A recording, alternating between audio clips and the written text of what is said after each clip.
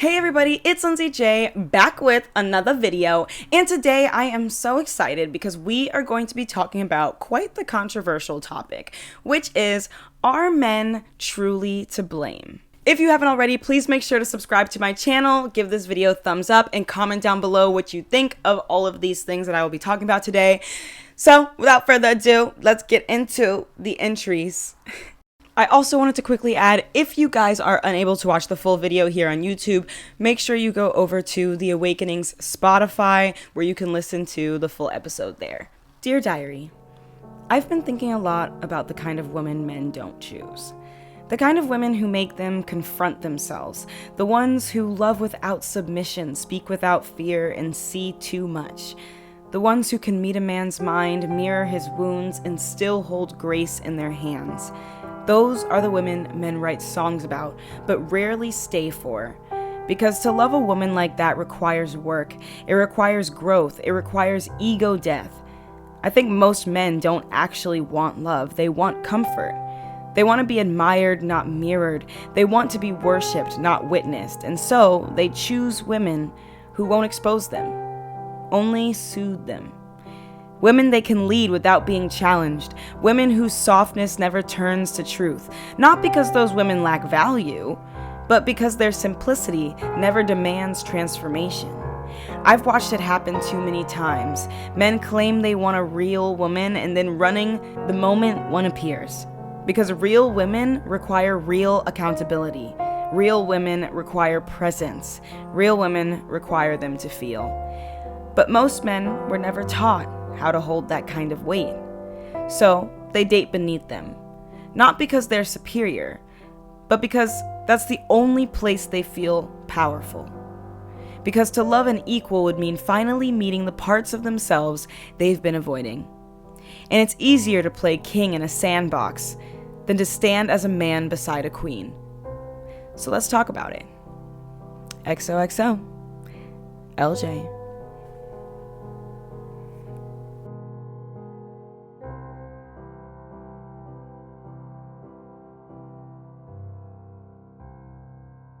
Some men, they just don't simply seek growth. They seek, shelter from self-awareness. And that to me is really frustrating because not only does it make life harder for the women who are high value and high quality, who wish the best, but it's also now this trend. And men, I feel like, are missing out so much by actually acting like this, and then women kind of reiterate this by not having boundaries, not setting higher standards for themselves when it comes to what they expect in dating. There's just too many women out here who are receiving crumbs, literally dirt, from these men and calling that a feast, acting like that's somebody you can sustain a real life with. Like, come on, let's be real. Are you lonely? Is that the real tea?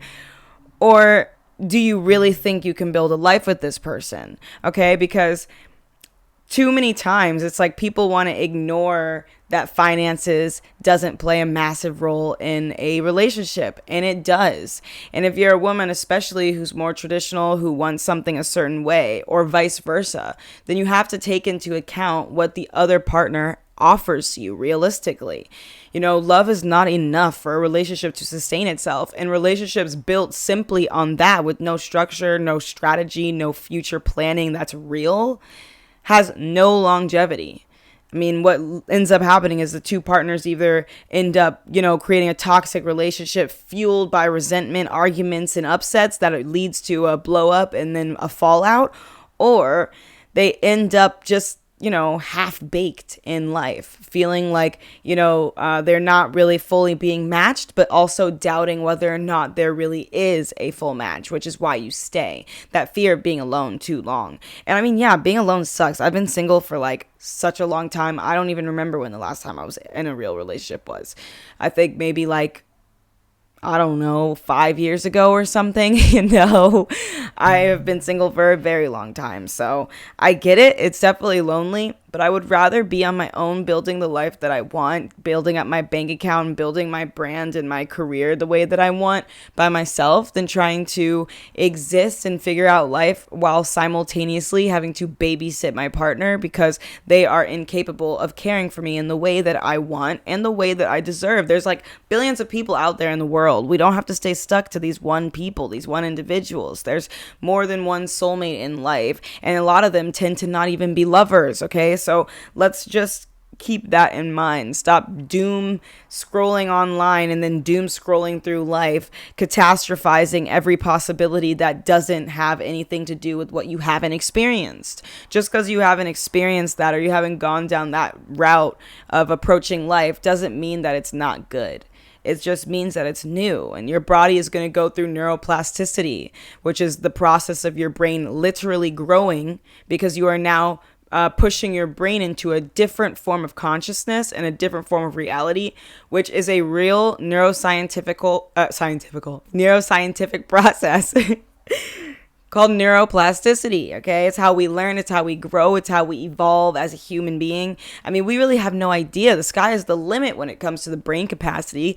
Most people only use a fraction of their brain capacity throughout their entire life, and it's not because there isn't more to the story. It's just because we currently have not found ways to reach that level of consciousness. I mean, maybe we have, but we haven't actually, verbalized it yet in any of our sciences or psychologies. So we end up in these situations. So, I feel like it's also important that we talk about the cognitive dissonance. Cognitive dissonance is massive. Like, cognitive dissonance is like when, the way that you're living doesn't actually align with what you want. You're like aware of all the things that are out there, all the things that you really want, but because you don't believe you can have them, you force yourself to accept what you have right now. And there's a difference with being content and accepting where you're at. You don't need to accept where you're at ever. It doesn't even matter how old you are. Like, this is literally our own lives. And the more that you program your mind to compare it to other lives, to other people, like, you're ruining your own life. Like, you have no idea how badly that impacts on you. It's part of the reason I don't watch TV or shows or anything, because I'm never comparing myself to someone else's journey. And that's such an important thing when you're still in the process of creating yours. Because if you're still looking for guidance through the world, and the world keeps shoving you success right back at you, it's not going to really fuel you in the way that you think that it will. Watching all these celebrities live the lives that you wish you had doesn't actually help you grow at all. If anything, it makes a lot of people feel sad. And sometimes that sadness gets turned into depression and anxiety and things that stunt their growth, not because they were incapable, but because they were psychologically programmed to believe that they were. And there's a massive difference. But perception is always more valuable than reality. So when you perceive your reality a certain way, whether or not it's true or accurate, that's what you perceive it to be. So for you, it is real. And that is the danger of perception. That's why it's important that these manifestation things we just keep on sharing around means more than just another quote that we share online. It needs to be meaningful. You need to understand that there's so much more. Like, you're trying to reprogram your mind. It's not enough to just repeat words. You have to repeat words with intention. You have to know, what that this needs to be something that gets reprogrammed into my mind, so that in the aspects of me, like my subconscious, that I have no control over, I have reprogrammed my brain so much that those conscious efforts have now become subconscious fuel.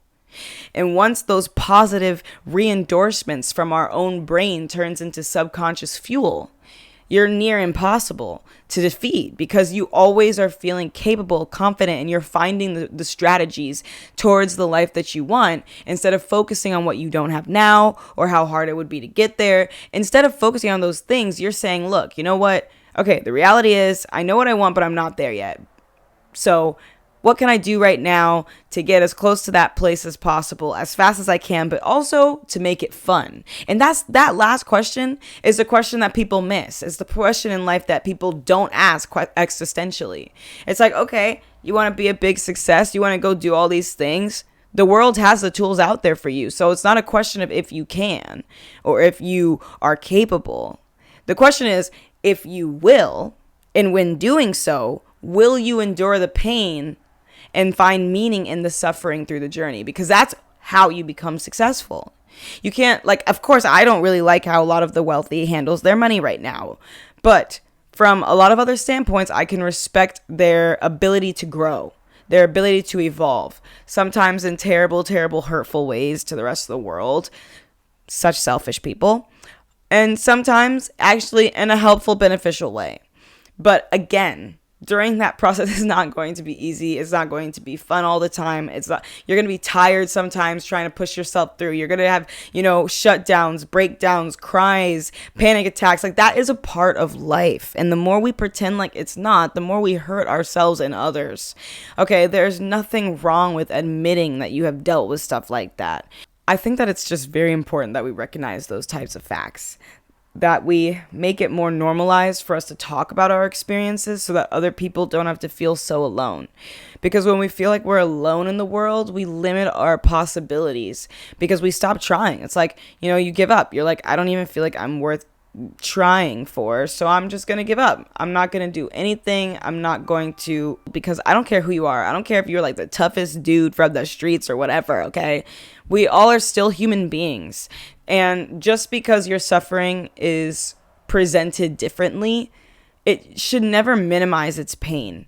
Sometimes people haven't had to endure things that force them to hide their struggles. And because of that, nobody else recognizes it. And that's why it's so important to highlight. Because we don't want people in this world out there suffering just as badly as others who get cared for. But they're hiding it. They're pretending it doesn't exist. Not because it isn't there, but because they have been trained by a world that wants them unhappy, that it's not okay for them to speak up. And that's what we live in now. And it creates a whole entire mentality. These tiny little things, these tiny little structural parts of our society make a huge impact into the way that we treat each other, the way that we treat ourselves. It's unavoidable. It's a part of the cycle we're currently in, is the best thing I could probably say. And then I want to talk about the illusion of peace, because so many people will interpret emotional stagnancy as some kind of a growth or some kind of a peace, when in reality, it's just familiarity dressing up as comfort, okay? You could be in the middle of a freaking storm, but if your whole life has been a storm, then going into the middle of the desert where nothing's happening is going to feel a little unsettling. Not because it's bad, but because it's drastically different than what you're used to. It's drastically different than what your brain is used to processing. So instead of going through neuroplasticity and allowing yourself to grow into this new version of yourself, learn new things, become evolved, do the stuff that it takes to become the person that you want to be, you're staying stuck in chaos because it feels comfortable, because it's familiar, because this type of damage that's being caused on you is a damage you're used to.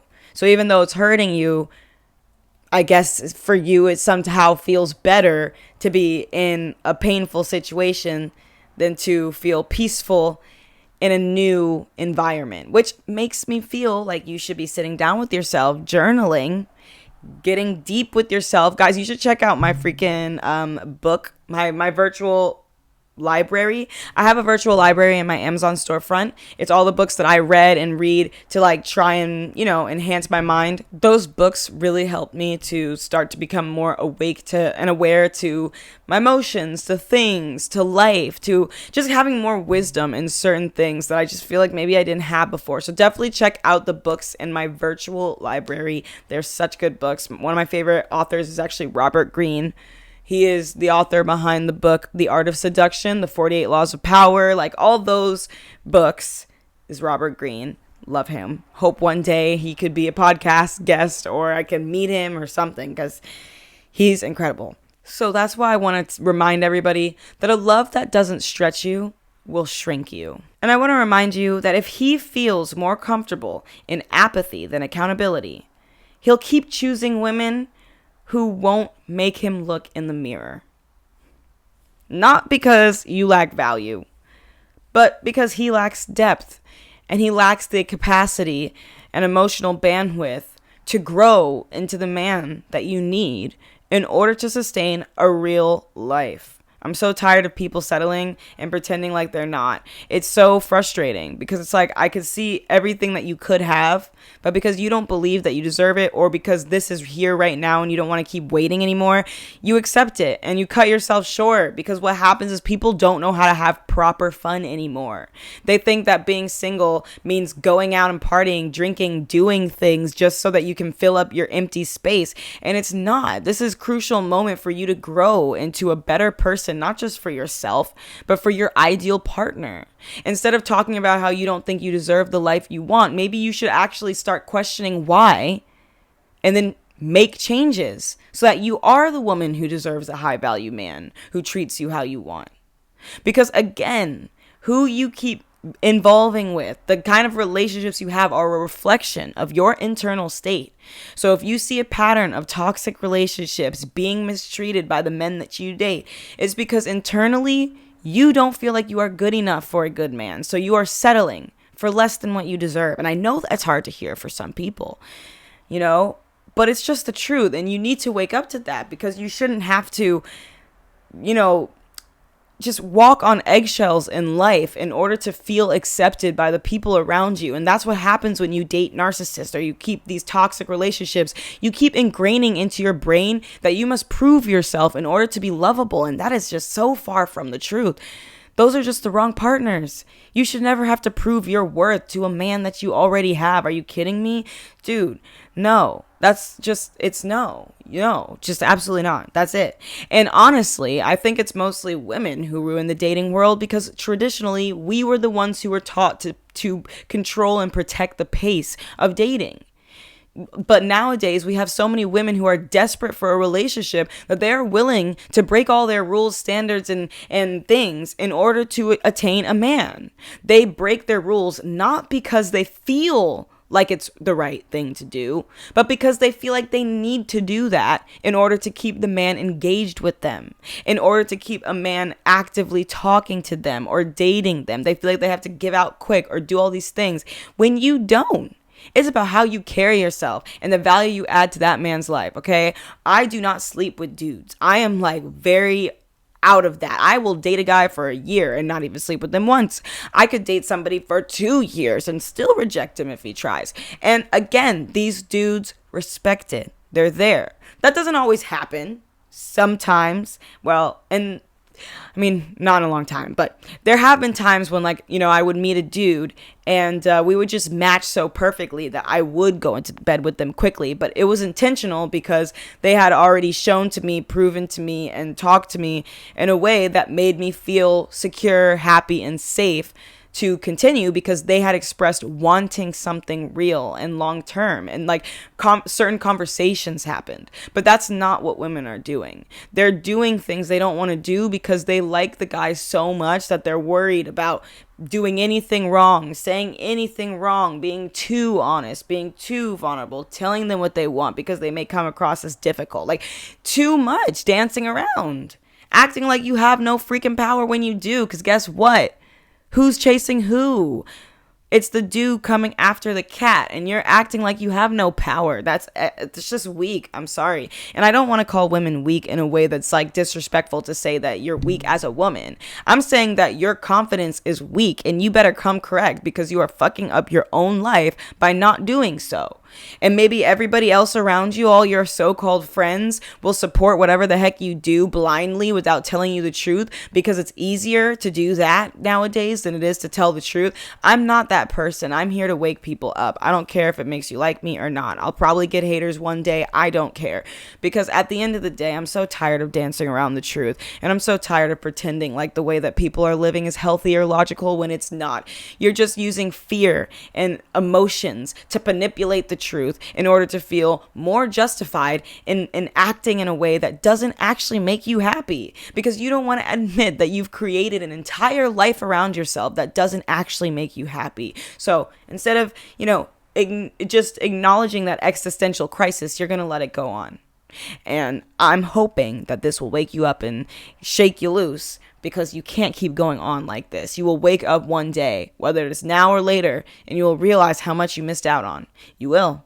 And, some people can listen, some people won't. But I will say, Just stop missing out. Stop worrying so much about if you deserve something. Just follow your heart. Enjoy the fun.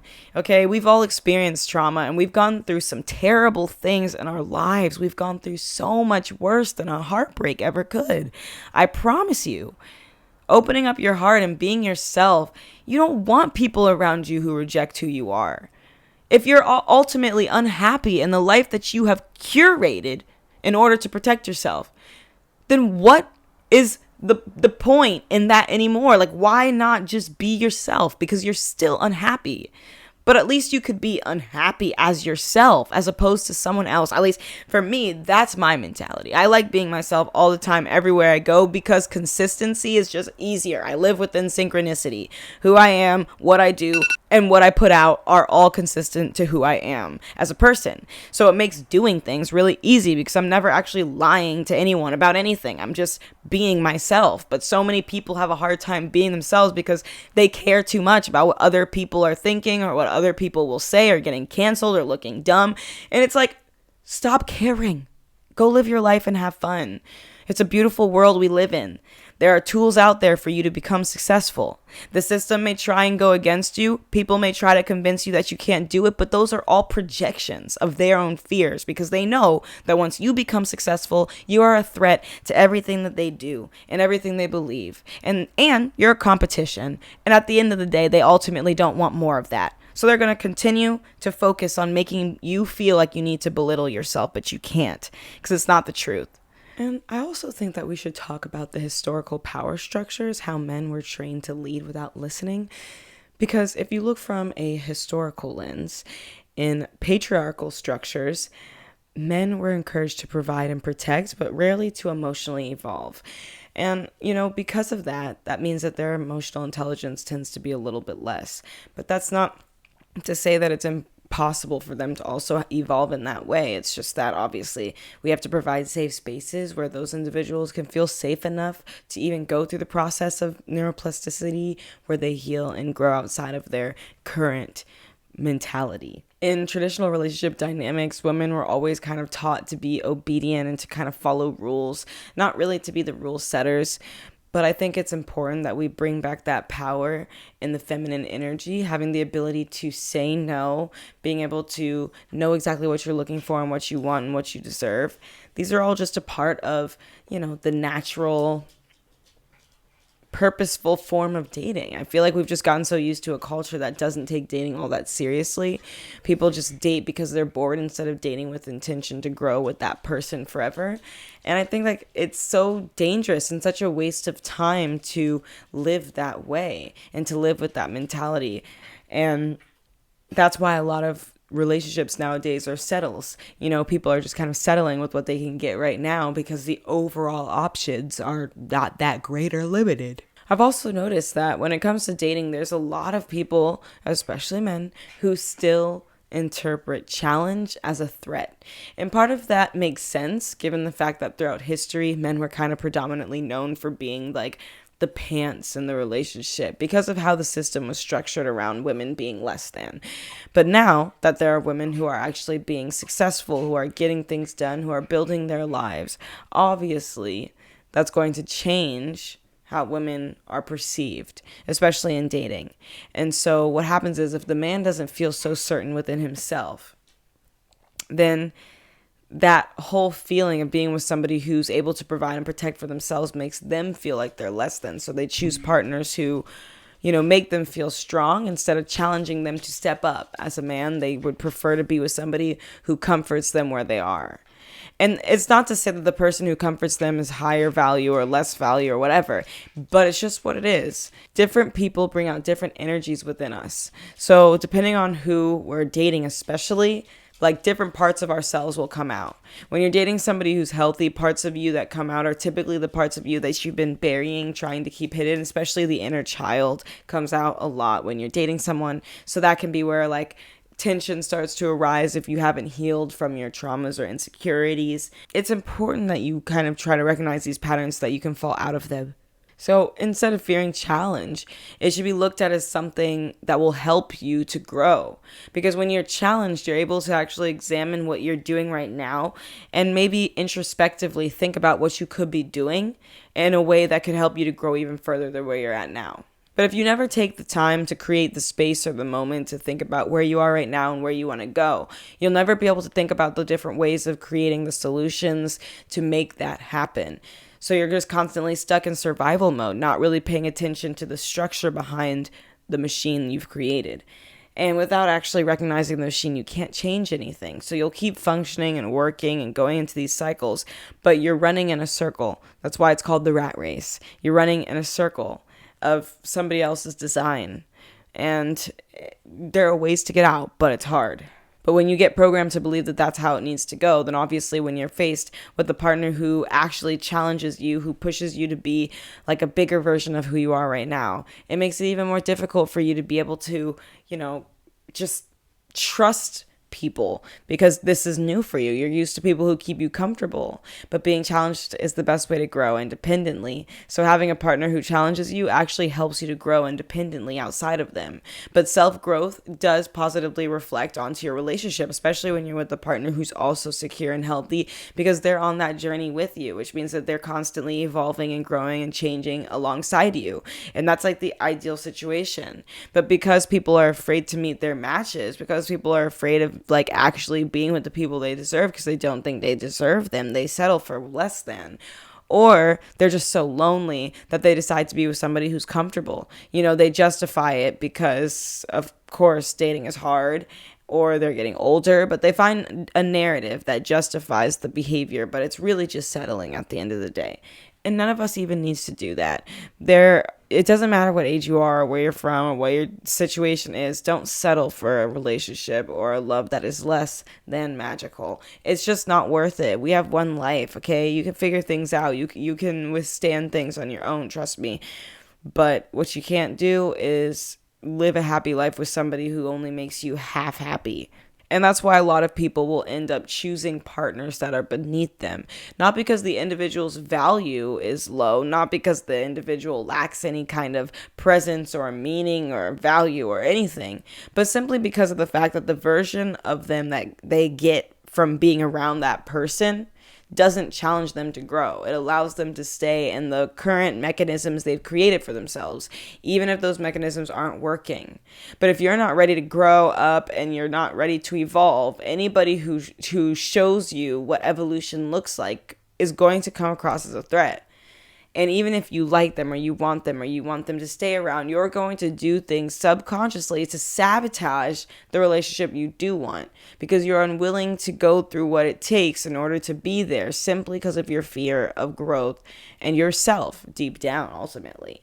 You're afraid to look at yourself in the mirror because there are things you won't like to see, and the idea of having to go through the process of change is hard. So it's easier to avoid it, but you shouldn't, because there's so many incredible things out there in the world, and you're capable of all of those things. But you have to believe it for yourself first before anybody can ever convince you. Because again, I always try to tell people we're the writers of our own story. Our entire life is like our own book. We're the writers of it. So right away, decide what you want the narrative to be, because you have the power to choose. So the more you allow your fears or the people who hurt you in the past to dictate your future, the more you're losing control and like losing groundedness with who you are. You need to remind yourself of like what you came here to do, and you need to remind yourself of your purpose. And if you haven't figured it out yet, then you need to spend a lot of time sitting with yourself and finding it, because that's what keeps you guided. So just keep yourself grounded in your truth and your beliefs, and just don't search to control things all the way. Just allow life to unfold. Too many times people want to have control over everything in their lives, and so what ends up happening is that control pushes people away, or pushes opportunities away, because that controlling behavior, it doesn't come off positively to people. People don't like to feel like they're being controlled, or it's just not very healthy, honestly. And part of me always wonders, like, what in the world's happened? I don't know why people lost, like, their faith and love and like, that magical force. It's like, what happened? Like, why did we give up on that? Why is it that people are trying to say that chivalry is dead, that all these things aren't how they should be? Like, it's up to you to decide. You are the writer of your own life. You are what you accept, okay? Ladies, if you're noticing that the guys you're dating aren't treating you very well, maybe you need to switch up the guys you're choosing to date, because there's absolutely men out there who are still chivalrous and who are still going to put in the effort. It's just the ones that you're with, they don't care about you. I know that's hard to admit, but people who care about you don't mistreat you like that, especially not in a relationship. So he's just not that into you, and sometimes that's hard to admit, but you'll know it deep down. You're like, oh yeah, I know this dude doesn't like me, but I'm just gonna hold on because maybe if I heal him or whatever, then everything will just magically get figured out. And that's a really dangerous mentality to be in, because you can't wait around hoping for someone else to change in order to be happy with yourself. You just can't. And the validation that you get from that isn't going to feel good anyways in the end. So it's better to just focus on yourself and realize that somebody who actually cares about you is going to give you the princess treatment that you deserve. A man who's actually ready for a real relationship will show up and make, the plans and do the work. But it's you who's allowing these red flag dudes who are low effort to come into your space, and you don't do anything about it. You can't turn around and blame men because you lack boundaries. That's really not their fault. That's yours for allowing for somebody to come into your space, to not value your space enough to create boundaries around it. Was it because you were afraid of being alone? Is it because of the time clock? Is it because, there all these dumb lists of reasons? None of them are justified. You're lowering your standards in order to appease and gain validation from a man. And that's the one thing that women are constantly saying they don't want to do, but they do it all the time. The second you lower your standards in order to be liked by someone else, especially a man or whoever you deem you're a choice of, partnership, then like that's just how it will be. And you don't want that. Because just imagine, like, have you ever dated someone who made you feel safe because they required nothing of you? Because I feel like maybe we all kind of have experience with that, and we know exactly how unfulfilling those relationships are. And it's not even about, like, and the other thing I've noticed too is that people tend to really, like, misinterpret healthy and secure relationships for something that's either boring or toxic. And I'm like, no, you're just not used to something being safe, so your body fears it. But this is actually a good thing. And now I want us to talk about the fear of depth, why so many men aren't ready for emotional intimacy. Because it's not about the women, it's about what real love demands and what we don't teach men before it demands those things. Intellectual partnerships require surrender. And that is like a terrifying thought to somebody who is so used to control. And when it comes to men and emotional literacy, they are really behind because they were socialized to equate vulnerability with weakness. So any attempt to try and be vulnerable or share feelings or any of those things, they have been ingrained into their mental programming that is not okay, and it makes them weak. And weakness is one of the biggest frowned upon things when it comes to masculinity. Men are always trying to avoid coming across as weak, so they're going to avoid doing the very things that they feel makes them perceived that way, aka vulnerability, giving effort, those types of things, right? So obviously, it kind of affects how they date with people too. Because the one thing that I feel like men are just not used to is that real love actually sees you. It doesn't see your job, not your jokes, but the actual you. And that's terrifying because they're so used to performing.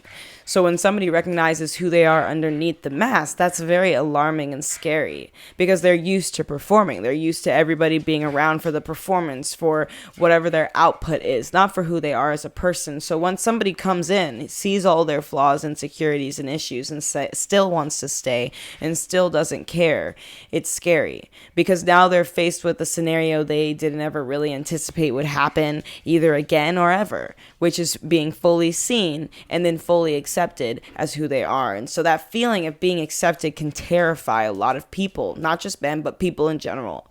Because if they haven't accepted themselves, they start to doubt the security of the relationship, because they're questioning, like, well, how have they accepted me with all this stuff that I have, you know? You can't decide what somebody else feels or does with their life. If they choose you, accept it. Just allow it to happen. Even if they feel like your dream partner that you never thought you would have ever been able to date ever, just allow it to happen. Allow it to be your reality. So now it's almost like we're in a modern masculinity crisis, where it's like we're stuck between alpha posturing and then emotional starvation, because we have all these dudes out here who are convinced that masculinity looks a certain way. But that same idea of what masculinity looks like is damaging to the mental health of so many men. So it's kind of like, okay, well, when are we going to actually acknowledge the fact that, like, talking about your feelings doesn't actually make you weak, it makes you healthy, and your ability to do so actually leads to more success and a healthier life. But because my theory is society benefits from these individuals not doing as well, they train you to believe that there's no other option when there actually is. Now we have common behaviors like ghosting after deep connections, or dating someone who idolizes them but doesn't actually understand them. It's because there's an emotional gap in those types of relationships, so there's no real risk. That person doesn't make them challenge themselves, because when you're challenged by a partner, you have more things to risk. Now this is somebody who believes in you, who sees the best in you, who thinks that you are capable of doing all these things that maybe even you thought you weren't even capable of. So you have so much that you could lose. And some people, they just can't handle that environment. Some people want to call it pressure, but to me, it's really not. It's just life. Okay? It's just life. Life is going to take you through a lot of roller coasters, and whoever you choose to do life with needs to be somebody who doesn't add to the stress, because we're going to have a stressful life regardless. Don't be with somebody who's going to add to it.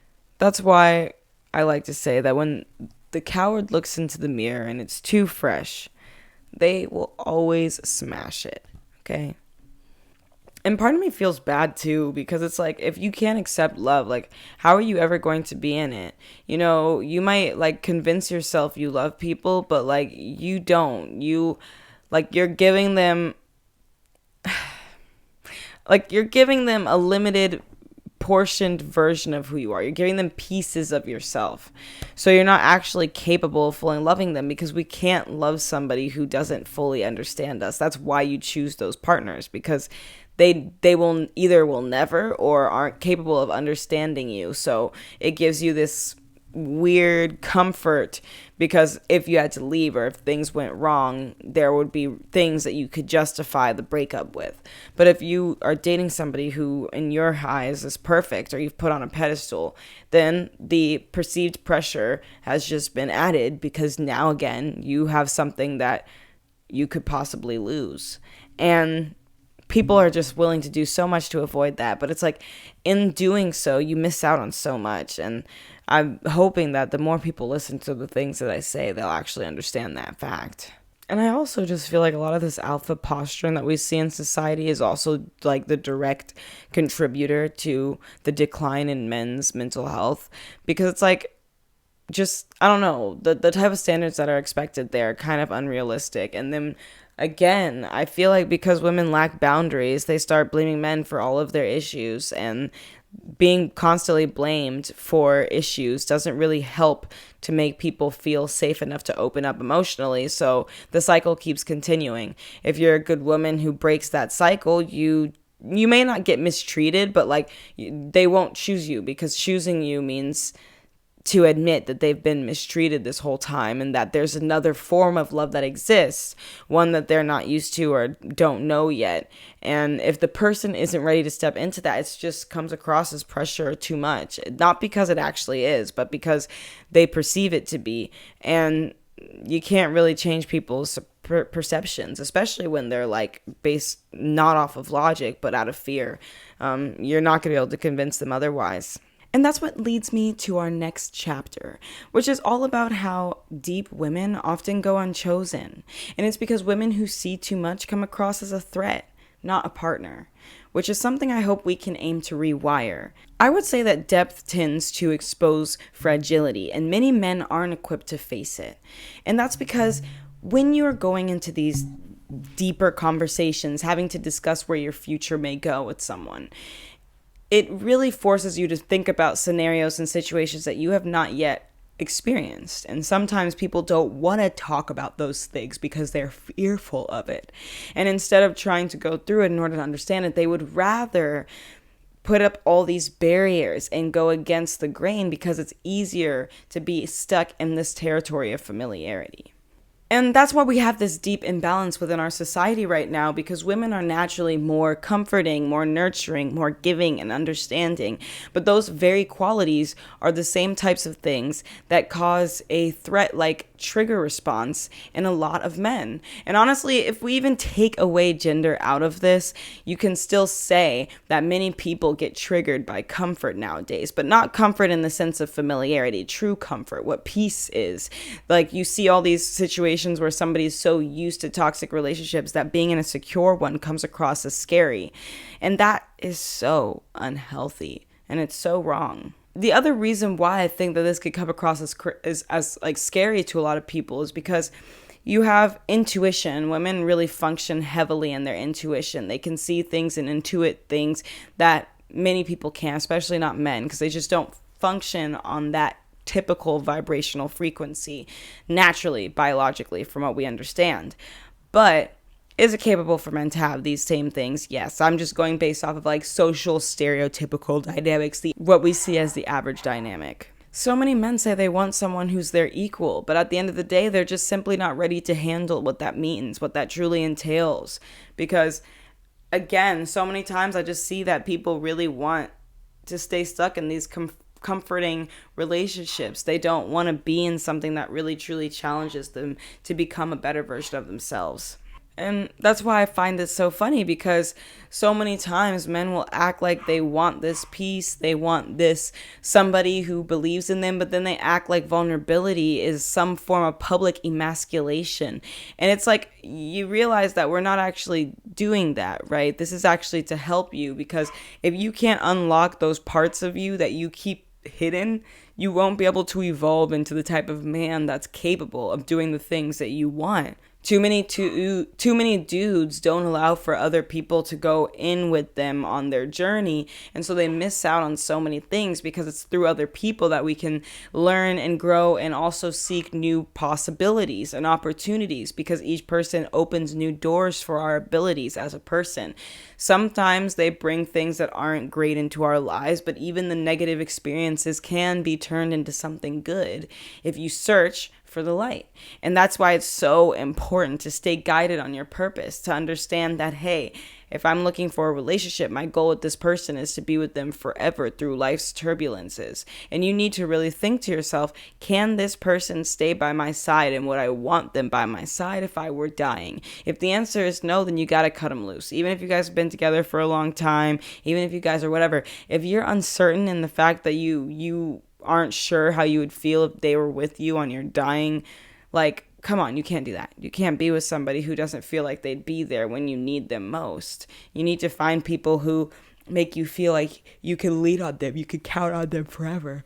That's why so many smart and self-aware women get overlooked, because they're not easy. Nowadays, so many people are just easy. They're so willing to like be in a relationship because they're so unhappy being single, or they just are worried about a time clock, that women who have high standards then get labeled as difficult or, as too much, when in reality, we're not too much. We just have standards, and that's about it. But the ending of all these easy, fast-paced relationships is they're short-lived. That's why nowadays short-span relationships are much more common than real long-term committed relationships are nowadays. And again, that's not a coincidence. When you have a hard time bonding to people, it means you can never go deep. So you're falling in love with others, but while providing them fragments of yourself. And when you allow for others to only have fragments of who you are, you never truly feel safe or whole with anyone, because again, you're loving in fragments, and that's not sustainable for a long-term relationship. So what ends up happening is one person starts to build up resentment because they feel like they're not known in the relationship, which causes distance, and the other person doesn't take too keenly to the distance, so they either try to pull closer or they stonewall to match the energy, and neither one of those situations benefits either person. It just makes things worse. So instead of learning about proper communication, learning about your own triggers and what causes those triggers or those things that scare you, you would rather just ignore the issue and pretend like things are fine when they're not, or at least say that things aren't fine, but instead of coming up with solutions, continuously complaining about the parts that aren't right. And there's really complaining and moping around and what is it working? Is it going to actually help you build? It keeps you stuck. Instead of reprogramming your mind to evolve and grow and try new things and test out new lifestyles or different ways of living that could actually help you to grow, reading new books, even if they're books that you would have never touched in the past, listening to the certain things that you may not have ever thought to listen to. We have free will, and sometimes people forget that we can cosplay another lifestyle for a day and see how it feels. If you want to be that person, go and be that person and see how it feels. Like, you don't have to wait. There's nothing to wait for. Life isn't about waiting. It's about doing. It's about creating the life you want now instead of creating excuses for why you're not creating it right now and why you will in the future. We're not always promised tomorrow. Things can happen all the time. So if you're not satisfied with how your day was spent, then you need to change tomorrow. And too many times people are just afraid of that process of change. And change, it's unpredictable, which is stressful. But if you learn how to adapt and you learn how to adapt quickly to situations and scenarios, then trust me, the change will actually be beneficial for your life's journey long term. So you got to remember that some men would rather be loved in delusion than understood in truth. So you have to remember that some men would rather be adored in delusion than loved in truth. And that's because the delusion doesn't require them to show up real, doesn't require them to be present. It doesn't require them to dig deep inside themselves and reflect at the person they're not yet. Because when you show them who they could be, they realize who they aren't. And it takes a real man and a real person to acknowledge who they aren't and make the steps and make the adjustments in their life to become the man that they want and become the man that you deserve. And the only way for that to happen is if you stay true in your standards. Because while it could be fun for the moment to have somebody to entertain you, you're missing out on your own life. You're missing out on your career. You're missing out on making moves for yourself because you're so stressed out and worried about, this individual that you're with right now. And it's like sometimes people don't realize that our energy source is kind of like a battery pack. So when you spend time with others or you do things or whatever, you're providing them a charge. And again, you don't want to be wasting your energy and your charge on people who just simply don't deserve it when you could be spending that time on yourself, dating yourself, going after your dreams. Anything that's worth fighting for is not easy. So it will take time and it will take work. So at the end of the day, you got to ask yourself, would you rather put in the work to make a relationship happen, or would you rather put in the work to make yourself become the person that you want? And I would hope that you would answer in the latter. And that's why I want to ask so many people right now, especially women, have you ever hidden your brilliance in order to stay loved by someone? Because I hope that question can push you into some deep reflection. I want you guys to journal about it or reach out to me and tell me what you think about that. Because I just feel like there's so many people who are hiding parts of themselves because they're afraid that it's too much. So instead of being themselves, they hold themselves back from caring about people because they don't want to care too much. They don't want to come across as too eager, too excited, whatever the heck it may be.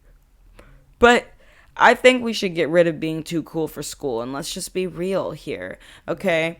There's nothing cool about pretending not to care. It's actually way cooler to care out loud, especially if you're in a world that's trying to convince you otherwise. People want to act like isolation and staying quiet about your emotions is strength, but how is that strength when that's what everybody does? Real strength is when you're willing to do something hard when everybody goes against you, which means that being vulnerable and showing up and having that ability to show your heart and follow it as well, that takes more strength because it takes more power to fight against the grain than to flow on the wave of everyone else. It takes no power for that. It takes no energy. That's why everybody does it. But in reality, you would help so many more people if you were just honest with who you are, how you feel, and how you experience your life, because we all tend to experience it the same way. But we spend all of our time trying to pretend like we don't, and it's a waste of everyone's time. And it makes depression even worse for everyone because, again, then people start to believe that they're isolated in their homes, alone in their situations, suffering in silence, when in reality, you're one of millions. We live in a world where so many people right now are losing all types of things because of a system that we were supposed to rely on. So there's so many people out there suffering too. You are not alone. It doesn't make their suffer worse or better than yours, but it's to say that you're not isolated in your pain. There's other people who experience this same pain too, just in a different font. And that's why it's important to remember that, because when we believe that we're so alone, we might start to convince ourselves that there's no way out. And that's the last thing you want, because there always is. Leo! Sometimes it's just harder to find. So I think it's important we start to understand the cost of choosing comfort over growth. For men, that means stunted evolution, repeated dissatisfaction, and constant escape into fantasy or performance. When men tend to ignore growth, it's usually tied to ego and pride. They feel like they already know what they're doing, already know where they're going, and so they're unwilling to listen to other people's thoughts or ideas. And that's extremely bad because, especially in business, you need to have the ability to adapt to change. The business world is constantly changing and constantly fluctuating and evolving as well. So outside of your relationships, regardless, you need the ability to take input and use your discernment to dictate what you do with it. But having your ego and pride completely reject out other sources of information simply because you think you are right is keeping you at a deficit. It stunts your ability to jump into that next level, because if you're standing here and somebody has the answer to your current conflict and you're ignoring their answers, then it's going to take you much longer in order to figure it out. Yeah, sure, you might get there, but it will take you 10 times longer than it would have if you would have just worked alongside others who actually understood what you're doing, what you're trying to achieve, what you're trying to build, and then got that support from them. There's actually much more success in collaboration. There's much more success in men who are in happy relationships, who listen to their partners. And that's because even your emotional standpoint, most men don't understand anything about emotions. They don't understand their emotions, that's for sure. And they don't know how to properly express them. But the human body requires expression, especially emotional expression, in order to maintain its healthy equilibrium. You gotta have it. So when you're not expressing yourself, you're not sharing how you feel, especially your stresses or your pains with anyone, it's all manifesting internally and creating all this pent up tension and anxiety and stress that honestly lodges itself into your subconscious, so much so that you start to normalize that fear-based mentality because you get so used to surviving. You get so used to of using your amygdala, which is the part of your brain that is in charge of fight or flight. You're so used to your amygdala being overly stimulated that this feeling of pressure and anxiety, you no longer recognize it as such. You recognize it as normal, which is dangerous because you're putting a toll on your body, putting a toll on your mental health, while also gaslighting yourself into believing that it's not okay to get the help that it needs in order to actually be okay. And when a person is healthy and happy and satisfied emotionally, they just perform better, which is the irony in this cycle for men, because women will try to encourage them to open up, to be vulnerable, to share their heart. But because men have been so taught to believe that those things equate to weakness, they push them away, and in doing so hurt themselves in return. On the women's side, they end up in situations where they're emotionally starving, they're being misunderstood, and then they're exhausted of dimming their light. But again, they normalize these feelings into their everyday life. So they gaslight themselves into believing that there's nothing out there that's better. They tell themselves that, being with this person makes sense because of various reasons. You've known them for a long time, or you think that the dating world sucks now, and that means that there's no one else out there, when that's not true. Like, yes, I get that waiting sucks and it's hard, but you have the ability to actually control your dating life, okay? I mean, I may not like being single, but the guys that I do date, they treat me very well and they're very great guys. So I still end up being happy when we're dating. So my dating life is great. Am I not in a relationship right now? No, I'm not, but I have good dates. I attract good guys, so I can't fully complain.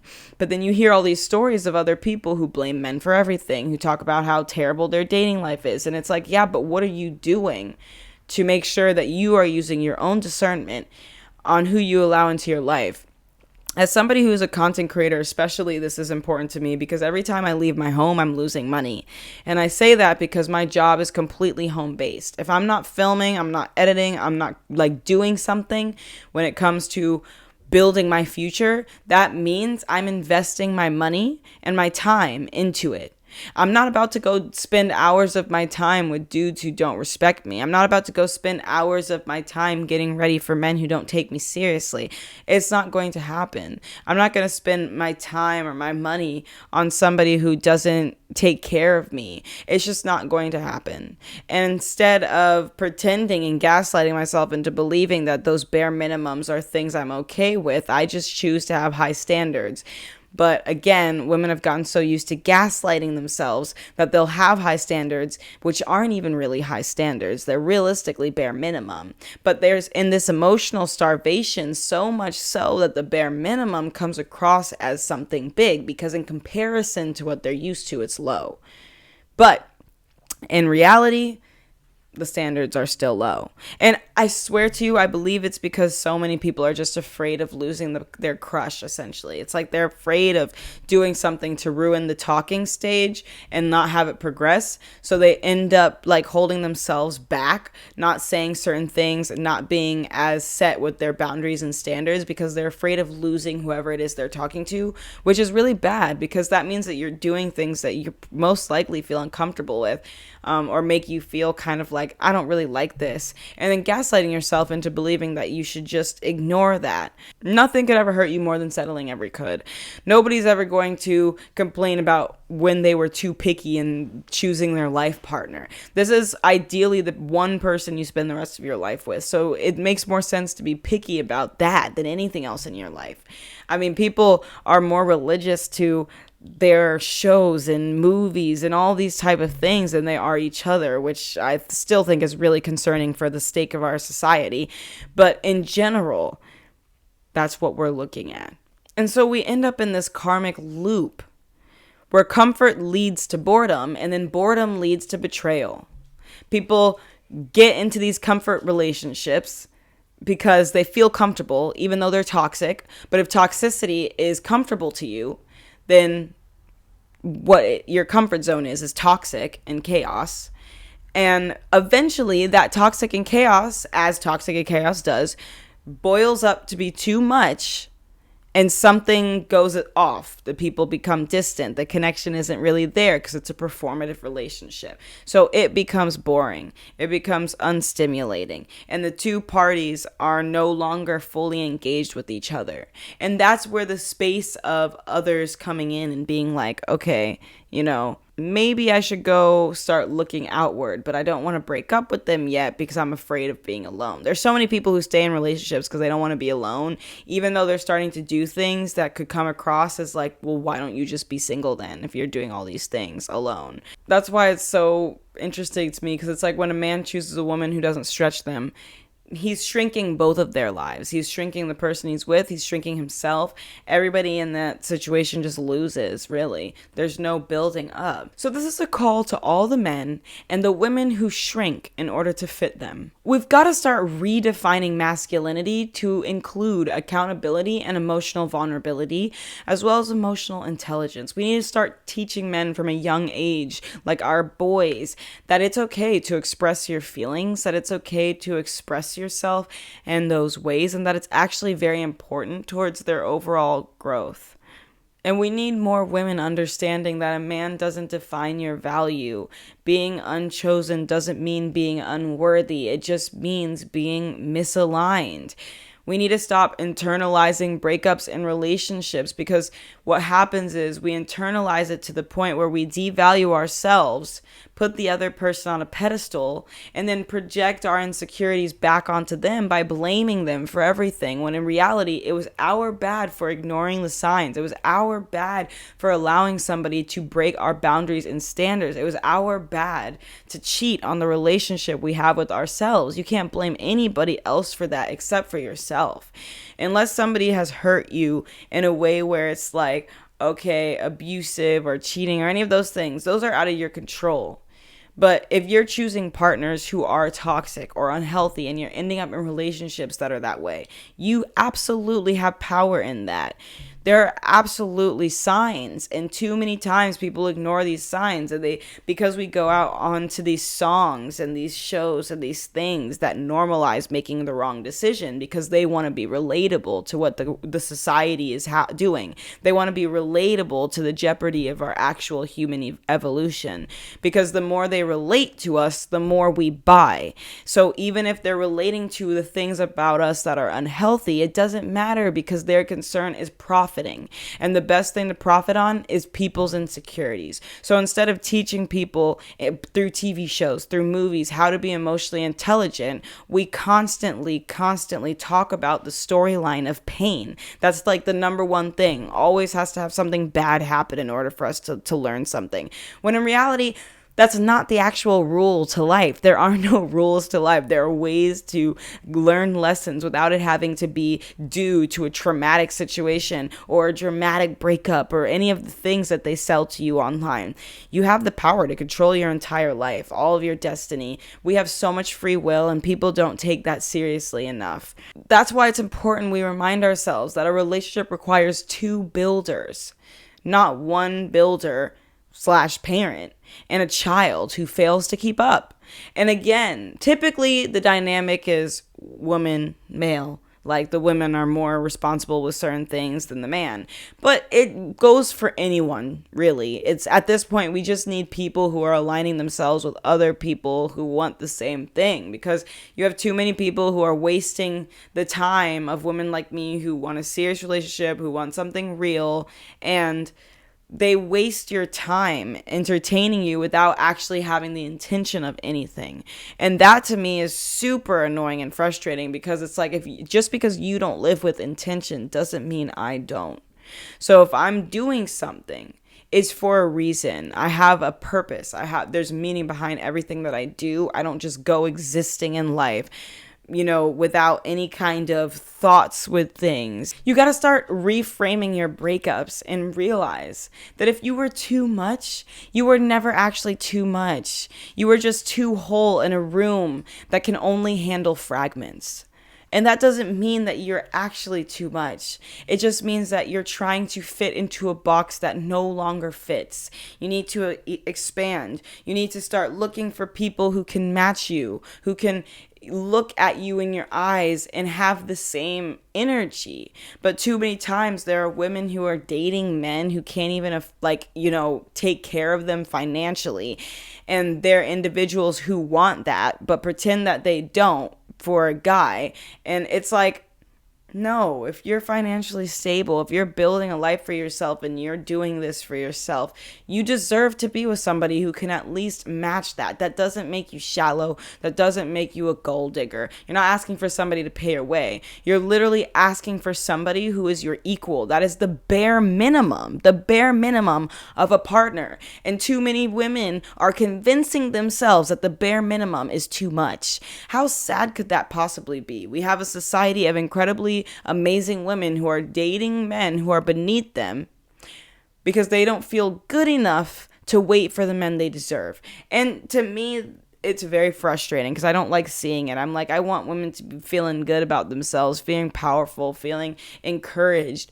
But we end up in these situations where that's not at all what happens. So just remember, you were never rejected because you were too much. You were rejected because you were too awakening.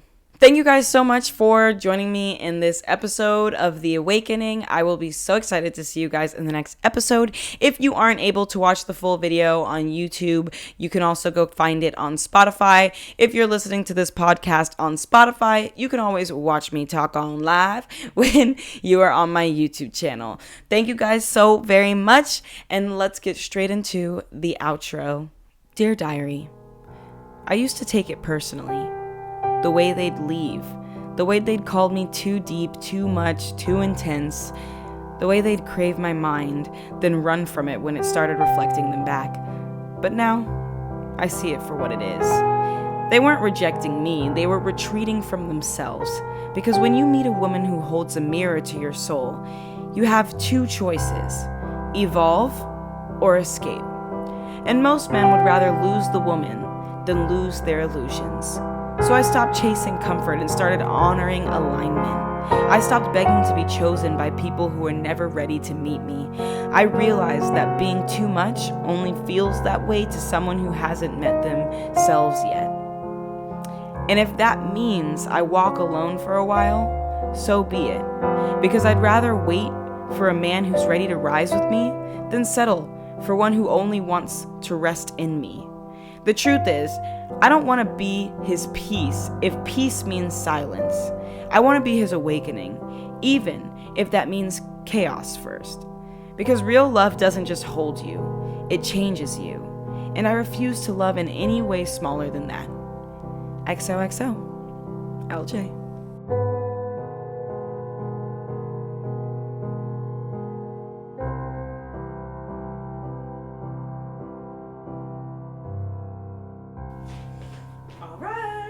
Love you guys so much. Make sure you subscribe to my channel. Peace on the streets.